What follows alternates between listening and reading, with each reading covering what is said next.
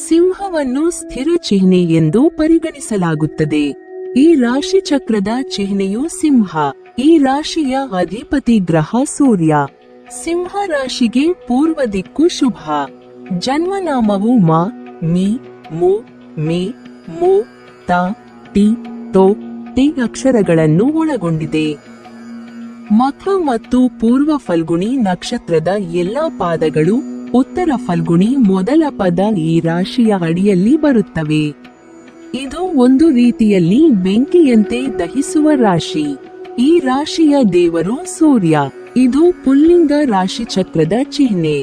ಈ ರಾಶಿಯವರಿಗೆ ಕೆಂಪು ಬಣ್ಣ ಶುಭ. ಸೂರ್ಯನು ಸಿಂಹ ರಾಶಿಯ ಅಧಿಪತಿಯಾಗಿದ್ದಾನೆ ಮತ್ತು ಈ ಅವಧಿಯಲ್ಲಿ ಸೂರ್ಯನು ಕುಂಭ ರಾಶಿಯಲ್ಲಿ ಚಲಿಸುತ್ತಿದ್ದಾನೆ. ಅಂದರೆ ಸೂರ್ಯ ದೇವನು ಸಿಂಹ ರಾಶಿಯ 7ನೇ ಮನೆಯಲ್ಲಿ ಚಲಿಸುವನು. ಇದರಿಂದಾಗಿ ಸಿಂಹ ರಾಶಿಗೆ ಸೇರಿದ ಜನರು ಪಾಲುದಾರಿಕೆಯಲ್ಲಿ ವ್ಯವಹಾರವನ್ನು ಮಾಡುವುದರಿಂದ ಬಹಳಷ್ಟು ಲಾಭವನ್ನು ಪಡೆಯುವ ಸಂಭವವಿದೆ. ಇದರೊಂದಿಗೆ ಸಿಂಹ ರಾಶಿಗೆ ಸೇರಿದ ಜನರ ವೈವಾಹಿಕ ಜೀವನದಲ್ಲಿ ಸುಖ, ಸಮೃದ್ಧಿ, ಸಂತೋಷ ನೆಲೆಸಲಿದೆ. ಈ ರಾಶಿಗೆ ಸೇರಿದ ಜನರು ಸರ್ಕಾರಿ ಕೆಲಸಗಳಲ್ಲಿ ಯಶಸ್ಸನ್ನು ಪಡೆಯುವ ಯೋಗವೂ ಕೂಡ ಇರುವುದು. ಸೂರ್ಯನ ನಕ್ಷತ್ರ ಬದಲಾವಣೆಯು ಈ ರಾಶಿಯ ಜನರಿಗೆ ಹೆಚ್ಚು ಪ್ರಯೋಜನವನ್ನು ನೀಡುತ್ತದೆ. ಆರ್ಥಿಕವಾಗಿ ಲಾಭವಾಗಲಿದೆ. ನಿಮ್ಮ ಆರ್ಥಿಕ ಪರಿಸ್ಥಿತಿ ಬಲವಾಗಿರುತ್ತದೆ. ಮನಸ್ಸು ಸಂತೋಷದಿಂದ ಕೂಡಿರುತ್ತದೆ. ಆತ್ಮವಿಶ್ವಾಸ ಹೆಚ್ಚಾಗುತ್ತದೆ. ಹಣ ಸಂಪಾದಿಸುವ ಹೊಸ ಮಾರ್ಗವನ್ನು ಕಂಡುಕೊಳ್ಳಲಾಗುವುದು. ಸ್ಥಾನ ಮತ್ತು ಪ್ರತಿಷ್ಠೆಯಲ್ಲಿ ಹೆಚ್ಚಳವಾಗಲಿದೆ. ಸಿಂಹ ರಾಶಿಯವರಿಗೆ ಲಾಭಾಧಿಪತಿ ಮಿಥುನ ರಾಶಿಯಾಗಿರುತ್ತದೆ.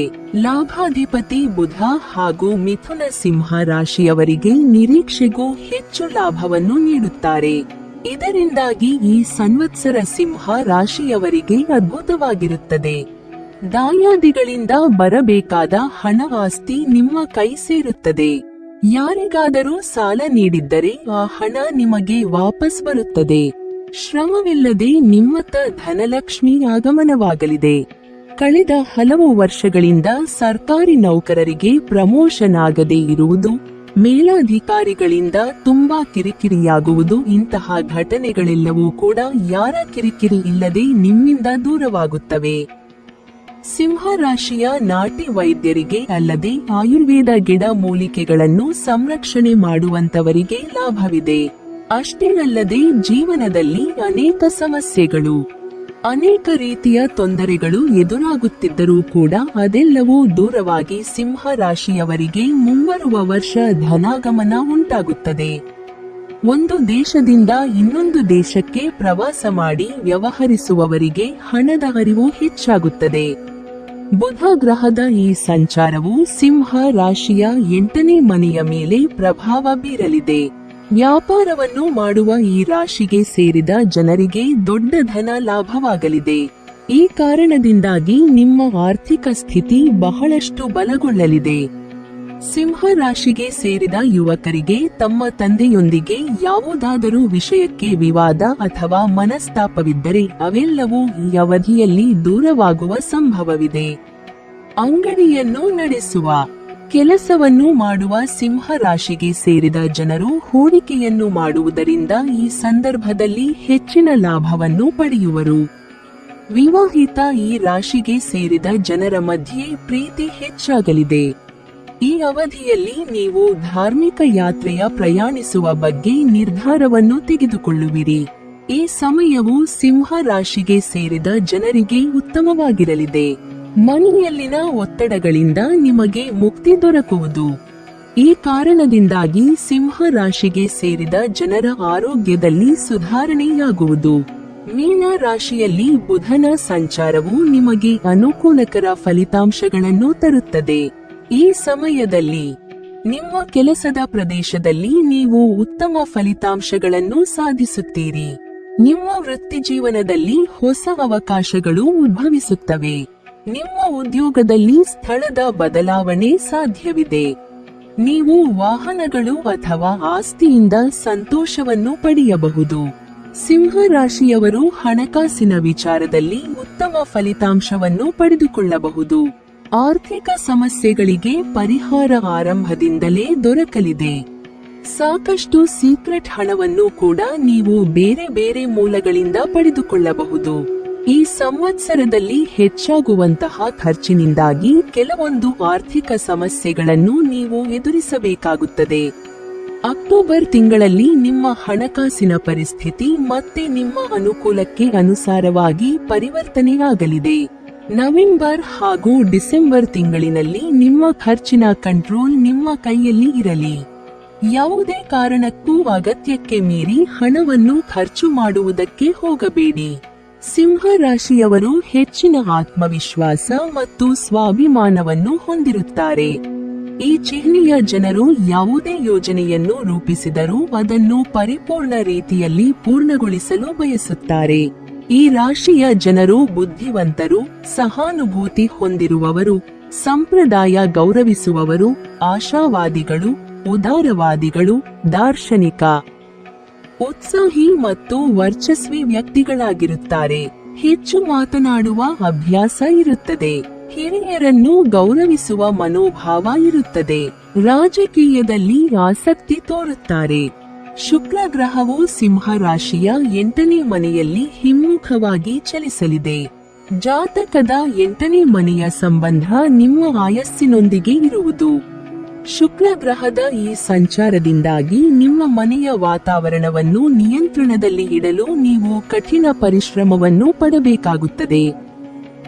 ಈ ಅವಧಿಯಲ್ಲಿ ನೀವು ನಿಮ್ಮ ಮನೆಯ ಹಿರಿಯರ ಮತ್ತು ನಿಮ್ಮ ಸಂಗಾತಿಯ ಆರೋಗ್ಯದ ಬಗ್ಗೆ ಹೆಚ್ಚಿನ ಕಾಳಜಿಯನ್ನು ವಹಿಸಬೇಕಾಗುತ್ತದೆ.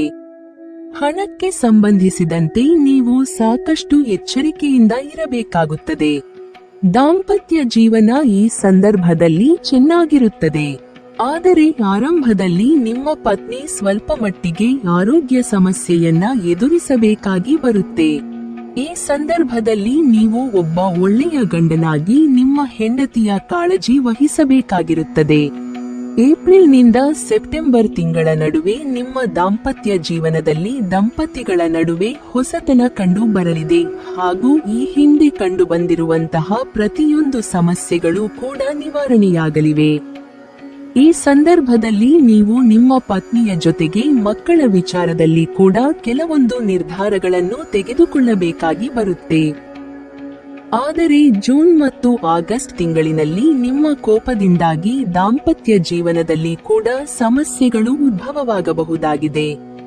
ಹೀಗಾಗಿ ಈ ಸಮಯದಲ್ಲಿ ವಿಶೇಷವಾಗಿ ನೀವು ಶಾಂತಿಯಿಂದ ಕಾರ್ಯನಿರ್ವಹಿಸಬೇಕು. ಮುಂಬರುವ ಸಂವತ್ಸರದಲ್ಲಿ ಧನಪ್ರಾಪ್ತಿ ಮಹಾಯೋಗ, ಗುರು ಮಂಗಲ ಯೋಗ, ಗಜಕೇಸರಿ ಯೋಗ, ಬುಧಾದಿತ್ಯ ಯೋಗ ಇವೆಲ್ಲವೂ ಕೂಡ ಸಿಂಹರಾಶಿಯವರಿಗಿದೆ. ಇದರೊಂದಿಗೆ ವಿವಾಹ ಯೋಗವೂ ಇದ್ದು ಅವಿವಾಹಿತರಿಗೆ ಕಂಕಣ ಭಾಗ್ಯ ಕೂಡಿ ಬರಲಿದೆ. ಅಲ್ಲದೆ ಮುಂದಿನ ಸಂವತ್ಸರದಲ್ಲಿ ಸಾಲಬಾಧೆಗಳು ನಿವಾರಣೆಯಾಗುತ್ತವೆ. ಯಂತ್ರೋಪಕರಣಗಳು, ಆಟೋಮೊಬೈಲ್ ವ್ಯವಹಾರ ದ್ವಿಗುಣ ಲಾಭವನ್ನು ನೀಡುತ್ತದೆ. ತರಬೇತಿ ಕೇಂದ್ರದಲ್ಲಿ ಹೆಚ್ಚಿನ ಹಣವನ್ನು ನೀವು ಪಡೆಯುವಿರಿ. ಏಪ್ರಿಲ್ ತಿಂಗಳ ನಂತರ ಅಥವಾ ಏಪ್ರಿಲ್ ತಿಂಗಳ ಮಧ್ಯಂತರದ ನಂತರ ನೀವು ನಿಮ್ಮ ಹಿರಿಯ ಅಧಿಕಾರಿಗಳ ಜೊತೆಗೆ ಉದ್ಯೋಗ ಕ್ಷೇತ್ರದಲ್ಲಿ ಉತ್ತಮ ಸಂಬಂಧವನ್ನು ಹೊಂದಲಿದ್ದೀರಿ. ಆಗಸ್ಟ್ ಹಾಗೂ ಅಕ್ಟೋಬರ್ ತಿಂಗಳಿನಲ್ಲಿ ಈ ಹಿಂದೆ ಬಾಕಿ ಉಳಿದಿರುವಂತಹ ಕೆಲಸವನ್ನು ನೀವು ಪೂರ್ತಿಯಾಗಿ ಮುಗಿಸಲಿದ್ದೀರಿ. ಕೆಲಸವನ್ನು ಬದಲಾಯಿಸಬೇಕು ಎನ್ನುವಂತಹ ಯೋಚನೆಯನ್ನು ಹೊಂದಿರುವ ಉದ್ಯೋಗಿಗಳು ಅಕ್ಟೋಬರ್ ತಿಂಗಳ ಕೊನೆಯಲ್ಲಿ ಈ ಕೆಲಸವನ್ನು ಮಾಡಬಹುದಾಗಿದೆ. ನವೆಂಬರ್ ತಿಂಗಳಿನಲ್ಲಿ ಉದ್ಯೋಗಿಗಳು ಈ ಸಂದರ್ಭದಲ್ಲಿ ಪ್ರಮೋಷನ್ ಪಡೆದುಕೊಳ್ಳುವ ಸಾಧ್ಯತೆ ಹೆಚ್ಚಾಗಿದೆ. ವಿದೇಶಕ್ಕೆ ಸಂಬಂಧಪಟ್ಟಂತಹ ಸಂಸ್ಥೆಯಲ್ಲಿ ಕೆಲಸ ಮಾಡ್ತಾ ಇದ್ರೆ ಒಳ್ಳೆಯ ರೀತಿಯ ಆದಾಯವನ್ನು ನೀವು ಸಂಪಾದನೆ ಮಾಡಬಹುದಾಗಿದೆ. ಸೂರ್ಯನು ಸಿಂಹ ರಾಶಿಯ ಅಧಿಪತಿ. ಸೂರ್ಯ ಆತ್ಮಕಾರಕ. ಇದು ಬಲವಾದ ಮತ್ತು ಅಗ್ನಿಸತ್ವ ಹೆಚ್ಚು ಇರುವ ಗ್ರಹ. ಸೂರ್ಯನ ಸ್ವಭಾವವು ಈ ರಾಶಿಗಳ ಜನರ ವ್ಯಕ್ತಿತ್ವದ ಮೇಲೆ ಹೆಚ್ಚಿನ ಪ್ರಭಾವ ಬೀರುತ್ತದೆ. ಸಿಂಹ ರಾಶಿ ಚಕ್ರದ ಜನರು ಆಕ್ರಮಣಕಾರಿ, ವಿಶ್ವಾಸಾರ್ಹ ಸ್ವಭಾವವನ್ನು ಹೊಂದಿರುತ್ತಾರೆ. ವಿಶ್ವಾಸಕ್ಕೆ ಬೆಲೆ ಕೊಡುತ್ತಾರೆ. ಊಹಾಪೋಹಗಳು, ಕಲ್ಪನೆಗಳಲ್ಲಿ ಮುಳುಗುವುದಿಲ್ಲ. ಬದಲಿಗೆ ವಾಸ್ತವ ಅರ್ಥ ಮಾಡಿಕೊಂಡು ಕೆಲಸ ಮಾಡುತ್ತಾರೆ. ಯೋಜನೆಗಳನ್ನು ರೂಪಿಸುವಲ್ಲಿ ಮತ್ತು ಕಾರ್ಯಗತಗೊಳಿಸುವಲ್ಲಿ ಸಂಪೂರ್ಣವಾಗಿ ಯಶಸ್ವಿಯಾಗಿದ್ದಾರೆ. ಆದರೆ ಕೇತು ಗ್ರಹವು ಸಿಂಹ ರಾಶಿಯಲ್ಲಿ ಇದೇ ಮೇ ಅಂದರೆ 2025ರ ಮೇ ತಿಂಗಳಿನಲ್ಲಿ ಪ್ರವೇಶಿಸಲಿದೆ. ಹಾಗಾಗಿ ಸಿಂಹ ರಾಶಿಗೆ ಸೇರಿದ ಜನರಿಗೆ ಇದೇ ಮೇ 18ರಂದು ಕೇತು ತನ್ನ ರಾಶಿಯನ್ನು ಬದಲಾಯಿಸಿದ ನಂತರ ನಿಮಗೆ ಹಠಾತ್ ಸಮಸ್ಯೆಗಳು ಎದುರಾಗಲು ಶುರುವಾಗಲಿದೆ. ಈ ರಾಶಿಗೆ ಸೇರಿದ ಜನರು ಕೇತುವಿನ ಈ ಸಂಚಾರದ ಅವಧಿಯಲ್ಲಿ ತಮ್ಮ ಆರೋಗ್ಯದ ಬಗ್ಗೆ ಹೆಚ್ಚಿನ ಕಾಳಜಿಯನ್ನು ವಹಿಸುವುದು ಅಗತ್ಯ. ಈ ಸಮಯದಲ್ಲಿ ಸಿಂಹ ರಾಶಿಗೆ ಸೇರಿದ ಜನರಿಗೆ ಮೂಳೆಗೆ ಸಂಬಂಧಿಸಿದ ಸಮಸ್ಯೆಗಳು ಕಾಡುವ ಸಾಧ್ಯತೆ ಇದೆ. ಹಾಗಾಗಿ ಸಾಕಷ್ಟು ಎಚ್ಚರಿಕೆಯಿಂದಿರಿ. 2025ರ ಮೇ 18ರ ನಂತರ ಕೇತು ಸಿಂಹ ರಾಶಿಯಲ್ಲಿ ಸಂಚರಿಸುವುದರಿಂದ ಸಿಂಹ ರಾಶಿಯಲ್ಲಿ ಜನಿಸಿದ ಜನರು ಜಾಗರೂಕರಾಗಿರಬೇಕು. ಈ ಸಮಯದಲ್ಲಿ ನೀವು ಕೆಲವು ನಷ್ಟಗಳನ್ನು ಎದುರಿಸಬಹುದು. ನಿಮ್ಮ ಕೆಲವು ಪ್ರಮುಖ ಕಾರ್ಯಗಳು ಸಹ ವಿಳಂಬವಾಗಬಹುದು. ನೀವು ಆರ್ಥಿಕ ಸಮಸ್ಯೆಗಳನ್ನು ಸಹ ಎದುರಿಸಬಹುದು. ನಿಮ್ಮ ವೃತ್ತಿಜೀವನದ ಬಗ್ಗೆ ನೀವು ಹೆಚ್ಚಿನ ಗಮನ ಹರಿಸಬೇಕು. ಕುಟುಂಬದಲ್ಲಿ ಉದ್ವಿಗ್ನತೆಯ ಪರಿಸ್ಥಿತಿ ಉದ್ಭವಿಸಬಹುದು. ಸಿಂಹ ರಾಶಿಯ ವ್ಯಕ್ತಿಗಳಿಗೆ ಈ ಸಮಯವು ಅಶುಭವಾಗಿರಲಿದೆ. ಈ ಸಮಯದಲ್ಲಿ ನೀವು ಆರ್ಥಿಕ ತೊಂದರೆಗಳನ್ನು ಎದುರಿಸಬಹುದು. ನೀವು ಹಣದ ಕೊರತೆಯನ್ನು ಅನುಭವಿಸಬಹುದು. ಅನಗತ್ಯ ಖರ್ಚುಗಳನ್ನು ತಪ್ಪಿಸಿ. ಕೆಲಸದ ಸ್ಥಳದಲ್ಲಿ ವಿವಾದಗಳಿಂದ ದೂರವಿರಿ. ನಿಮ್ಮ ಮಾತನ್ನು ನಿಯಂತ್ರಿಸಿ. ನಿಮ್ಮ ಸಂಗಾತಿಯ ಆರೋಗ್ಯದ ಬಗ್ಗೆ ಸ್ವಲ್ಪ ಕಾಳಜಿ ಇರಬಹುದು. ಉದ್ಯೋಗಸ್ಥ ವ್ಯಕ್ತಿಗಳು ಕೆಲವು ತೊಂದರೆಗಳನ್ನು ಎದುರಿಸಬಹುದು. ವೈವಾಹಿಕ ಜೀವನದಲ್ಲಿ ಒತ್ತಡ ಮತ್ತು ಬಿಕ್ಕಟ್ಟುಗಳು ಇರಬಹುದು. ಕೇತು ಮೇ 18ರಂದು ಕನ್ಯಾ ರಾಶಿಯಿಂದ ಸಿಂಹ ರಾಶಿಗೆ ಸಂಚರಿಸುತ್ತಾನೆ. ಸಿಂಹ ರಾಶಿಗೆ ಕೇತುವಿನ ಪ್ರವೇಶವು ಈ ರಾಶಿಯಲ್ಲಿ ಜನಿಸಿದವರ ಮೇಲೆ ಹೆಚ್ಚು ಪರಿಣಾಮ ಬೀರುತ್ತದೆ. ಕೇತುವಿನ ರಾಶಿ ಬದಲಾವಣೆಯ ಪರಿಣಾಮದಿಂದಾಗಿ ಮುಂದಿನ 2.5 ವರ್ಷಗಳು ಸಿಂಹ ರಾಶಿಯ ವ್ಯಕ್ತಿಗಳಿಗೆ ಅತ್ಯಂತ ಅಶುಭವಾಗಿರುತ್ತದೆ. ಈ ಅವಧಿಯಲ್ಲಿ ನೀವು ನಿಮ್ಮ ಪ್ರಯತ್ನಗಳಲ್ಲಿ ಯಶಸ್ಸನ್ನು ಸಾಧಿಸುವುದಿಲ್ಲ ಮತ್ತು ನಿಮ್ಮ ಜೀವನೋಪಾಯದಲ್ಲಿ ಪ್ರಗತಿ ದೊರಕಬಹುದು. ಈ ಸಮಯದಲ್ಲಿ ಹಣದ ಸಮಸ್ಯೆ ನಿಮ್ಮನ್ನು ಕಾಡುವ ಸಾಧ್ಯತೆ ಹೆಚ್ಚಾಗಿರಲಿದೆ. ನಿಮ್ಮ ಎಕ್ಸ್ಪೀರಿಯನ್ಸ್ ಮೂಲಕ ನೀವು ಹೊಸ ಸಂವತ್ಸರದಲ್ಲಿ ನಿಮ್ಮ ವ್ಯಾಪಾರ ವ್ಯವಹಾರಗಳಲ್ಲಿ ಉತ್ತಮ ಲಾಭವನ್ನು ಸಂಪಾದಿಸಬಹುದಾಗಿದೆ. ಅದರಲ್ಲೂ ಆಗಸ್ಟ್ ತಿಂಗಳ ನಂತರ ನೀವು ಸಂಪಾದಿಸುವಂತಹ ಲಾಭದಲ್ಲಿ ಹೆಚ್ಚಳ ಕಂಡುಬರಲಿದೆ. ಆಗಸ್ಟ್ ತಿಂಗಳ ನಂತರ ಶೇರ್ ಮಾರುಕಟ್ಟೆಯಲ್ಲಿ ಹಣವನ್ನು ಹೂಡಿಕೆ ಮಾಡಿದರೆ ಪ್ರಾಫಿಟ್ ಪಕ್ಕಾ. ನಿಮಗೆ ವಹಿಸುವಂತಹ ಪ್ರತಿಯೊಂದು ಜವಾಬ್ದಾರಿಗಳನ್ನು ಕೂಡ ನೀವು ಸರಿಯಾದ ಸಮಯಕ್ಕೆ ಪೂರೈಸುತ್ತೀರಿ. ಸರಿಯಾದ ಅವಕಾಶಗಳು ನೀವು ಸರಿಯಾದ ಸಮಯಕ್ಕೆ ಪಡೆದುಕೊಂಡರೆ ಖಂಡಿತವಾಗಿ ಜೀವನದಲ್ಲಿ ಯಶಸ್ಸನ್ನು ಪಡೆದುಕೊಳ್ಳಲಿದ್ದೀರಿ. ಸಿಂಹ ರಾಶಿಯ ಜಾತಕದವರು ಯಾವುದೇ ಕ್ಷೇತ್ರದಲ್ಲಿ ಕೆಲಸಕ್ಕೆ ಕೈ ಹಾಕಿದ್ರೂ ಕೂಡ ಅದರಲ್ಲಿ ಅವರಿಗೆ ಸಫಲತೆ ದೊರಕಲಿದೆ. ನೀವು ಅಂದುಕೊಂಡಿರುವಂತಹ ಸಾಕಷ್ಟು ಇಚ್ಛೆ ಆಕಾಂಕ್ಷೆಗಳು ಈ ಸಂದರ್ಭದಲ್ಲಿ ಈಡೇರಲಿವೆ. ಕೆಲಸದಲ್ಲಿ ನೀವು ಪಟ್ಟಿರುವಂತಹ ಪ್ರಯತ್ನಕ್ಕೆ ಸರಿಯಾದ ರೀತಿಯಲ್ಲಿ ಫಲಿತಾಂಶ ದೊರಕಲಿದೆ. ವ್ಯಾಪಾರ, ಶೇರ್ ಮಾರುಕಟ್ಟೆ ಅಥವಾ ಲಾಟರಿಗಳಂತಹ ಕ್ಷೇತ್ರದಲ್ಲಿ ನೀವು ದೊಡ್ಡ ಮಟ್ಟದ ಧನ ಲಾಭವನ್ನು ಈ ಸಂದರ್ಭದಲ್ಲಿ ಪಡೆದುಕೊಳ್ಳಬಹುದಾಗಿದೆ. ಈ ಸಂದರ್ಭದಲ್ಲಿ ಆರ್ಥಿಕ ಪರಿಸ್ಥಿತಿ ಸಂಪೂರ್ಣವಾಗಿ ಉತ್ತಮವಾಗಲಿದೆ ಹಾಗೂ ನಿಮ್ಮ ಜೀವನ ಸಂಗಾತಿಯ ಜೊತೆಗಿನ ಬಾಂಧವ್ಯ ಕೂಡ ಉತ್ತಮವಾಗಿರಲಿದೆ. ಜೀವನದಲ್ಲಿ ಇರುವಂತಹ ಎಲ್ಲ ಸಮಸ್ಯೆ ಹಾಗೂ ಚಿಂತೆಗಳನ್ನು ನೀವು ಪರಿಹಾರ ಮಾಡಿಕೊಂಡು ನೆಮ್ಮದಿಯ ಜೀವನವನ್ನು ನಡೆಸಬಹುದಾಗಿದೆ. ಅಲ್ಲದೆ ಸಾಲ ಕೂಡ ದೂರವಾಗುತ್ತದೆ. ಮುಂದಿನ ವರ್ಷ ಸಿಂಹ ರಾಶಿಯವರಿಗೆ ಎಲ್ಲದರಿಂದಲೂ ಅನುಕೂಲಕರವಾಗಿರುತ್ತದೆ. ಸಿಂಹ ರಾಶಿಯವರಿಗೆ ಒಳ್ಳೆಯ ಉದ್ಯೋಗ ಸಿಗಲಿದೆ. ಸಂಬಳ ಹೆಚ್ಚಾಗಿರುವ ಕೆಲಸ ಸಿಗುತ್ತದೆ. ಹೆಚ್ಚು ಶ್ರಮ ಪಡುತ್ತೇನೆ ಎನ್ನುವರಿಗೆ ಭಗವಂತನ ಆಶೀರ್ವಾದದಿಂದ ಹೆಚ್ಚಿನ ಸಂಬಳವಿರುವ ಉದ್ಯೋಗ ಸಿಗಲಿದೆ. ಸಿಂಹ ರಾಶಿಯವರಿಗೆ ಅದೃಷ್ಟದ ದಿಕ್ಕು ಪಶ್ಚಿಮ ದಿಕ್ಕು ಆಗಿದೆ. ಈ ದಿಕ್ಕು ನಿಮಗೆ ಸಾಕಷ್ಟು ಲಾಭವನ್ನು ತಂದುಕೊಡಲಿದೆ.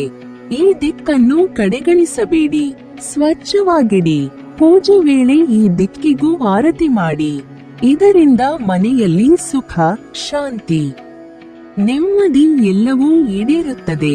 ಸಿಂಹ ರಾಶಿಯವರು ತಮ್ಮ ರೀತಿಯಲ್ಲಿ ಸಾಮಾನ್ಯ ಬದಲಾವಣೆಯನ್ನು ಕಾಣಬಹುದು. ಅದರಲ್ಲೂ ವಿಶೇಷವಾಗಿ ನಿಮ್ಮ ಸಂಗಾತಿಯ ಜೊತೆಗೆ ಮಾತನಾಡಬೇಕಾದರೆ ನಿಮ್ಮ ಕೋಪವನ್ನು ಆದಷ್ಟು ಕಂಟ್ರೋಲ್ ಮಾಡಿ. ಮಾತನಾಡುವಂತಹ ಮಾತುಗಳು ಕೂಡ ಹಿಡಿತದಲ್ಲಿರಲಿ, ಇಲ್ಲವಾದಲ್ಲಿ ನಿಮ್ಮಿಬ್ಬರ ರಿಲೇಶನ್ಶಿಪ್ನಲ್ಲಿ ಬಿರುಕು ಮೂಡುವ ಸಾಧ್ಯತೆ ಹೆಚ್ಚಾಗಿದೆ. ಅದರಲ್ಲೂ ಏಪ್ರಿಲ್ ಅಥವಾ ಮೇ ತಿಂಗಳಲ್ಲಿ ನಿಮ್ಮಿಬ್ಬರ ರಿಲೇಶನ್ಶಿಪ್ನ ನಡುವೆ ಬರುವಂತಹ ಮೂರನೇ ವ್ಯಕ್ತಿಯ ಕಾರಣದಿಂದಾಗಿ ಕೂಡ ಸಂಬಂಧದಲ್ಲಿ ಬಿರುಕು ಕಂಡುಬರಲಿದೆ. ಸಂವತ್ಸರದ ಆರಂಭದಲ್ಲಿ ನಿಮ್ಮಿಬ್ಬರ ನಡುವೆ ಜಗಳ ಇದ್ರು ಮಧ್ಯದಲ್ಲಿ ಅದನ್ನು ನೀವಿಬ್ಬರೂ ಕುಳಿತು ಬಗೆಹರಿಸಬಹುದಾಗಿದೆ. ಈ ಸಂದರ್ಭದಲ್ಲಿ ನೀವು ಮನೆಯವರ ಒಪ್ಪಿಗೆಯ ಮೇಲೆ ಮದುವೆ ಕೂಡ ಆಗಬಹುದು.